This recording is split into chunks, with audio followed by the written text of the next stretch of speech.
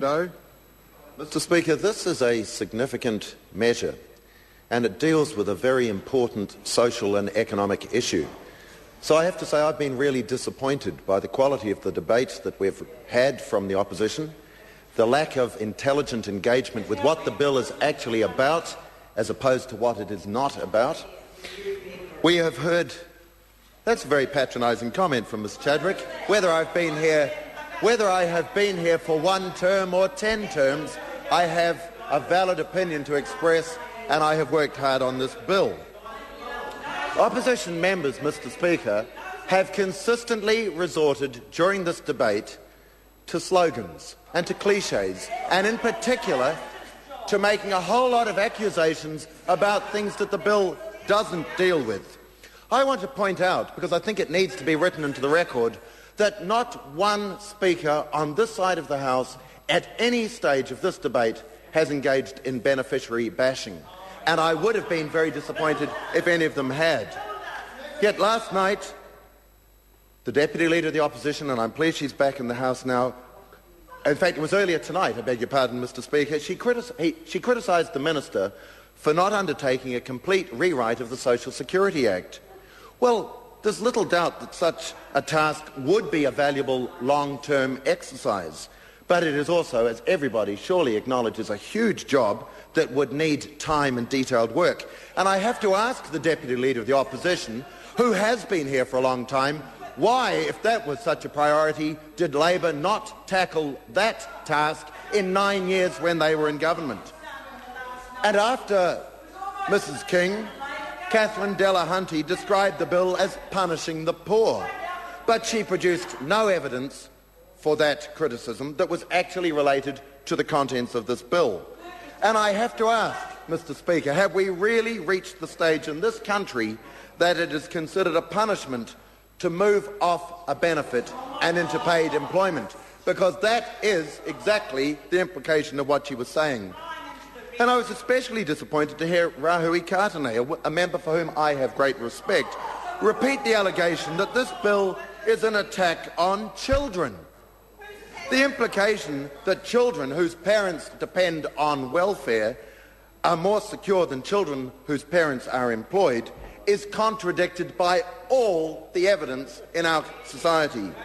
The focus of this bill is on encouraging people into work. Not if they can't seek work, and sadly there are many in that category, and not if there's no work available that they could attempt, and we know that the global recession has hit our country hard as well, and that it's had a big impact in our towns and cities, and that in some areas, yes, jobs are scarce. But where jobs are available, or training is available to equip those who are out of work to seek new jobs in the modern economy, it has to be a better option for the worker and for his or her dependents. I want to return to some of the comments that we heard last night. Materia Toure spoke of beneficiaries being forced into degrading and demeaning work and to working for nothing. She described this as a recipe for impoverishing people. Not only, Mr Speaker, was it disturbing to hear her prejudice against manual work, but it's fascinating to try to understand the twisted logic that sees a benefit as being more financially attractive than a wage. We heard the same argument, I have to say, from one of the submitters to our select committee.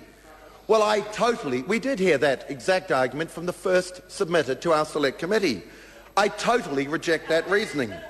I firmly believe that all honest work is inherently valuable, and I respect everyone who commits to taking an unappealing job if that is the only option available to them.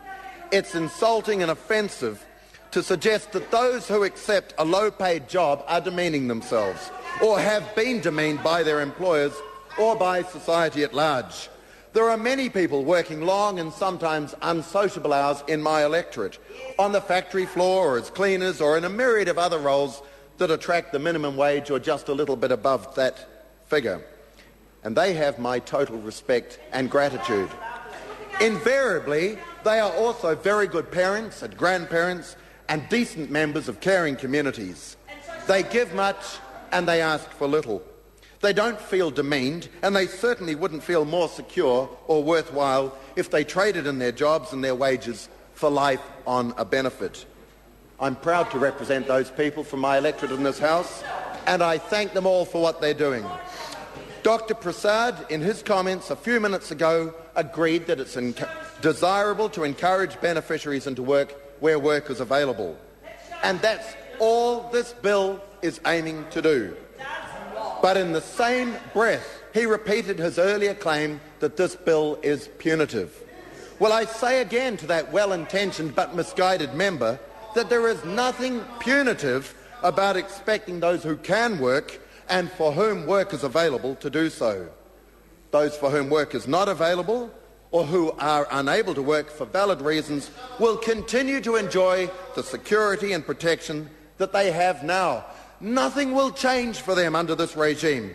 Yet you'd think, listening to some of the Labor speakers, that the sky's about to fall in. This bill, Dr Prasad, isn't punitive at all, but it does set out society's legitimate expectations. It's actually, Dr Prasad, punitive to expect our nation's taxpayers to invest more in the welfare system than is genuinely needed or justified. It's punitive to tolerate Labor's approach that says a lifetime on welfare is a legitimate lifestyle option for some who could, and I emphasise who could, take responsibility for themselves. And they should be funded by, and Labor seems to think they should be funded by low-income earners who are working long hours and challenging jobs to care for themselves and their families, and who need every hard-earned dollar that they get. If this bill was making life difficult for those who genuinely deserve welfare assistance, it might be punitive, but it isn't. And under this government, it won't be. This bill strikes a blow for fairness, for hope, and for a brighter future. We owe it to those workers, especially those on fixed and modest incomes, who have very little disposable income after they meet their accommodation and other essential living expenses, to ensure that we are not placing an extra burden on them by tolerating abuse of our country's benefit system. This is an important measure, and we are now on the cusp of it becoming the law of New Zealand. It is aspirational. Labor members don't like that word, but it is aspirational and it is realistic. I look forward to it making a positive difference for many in our country, and I'm sure that it will. Carmel Civilone.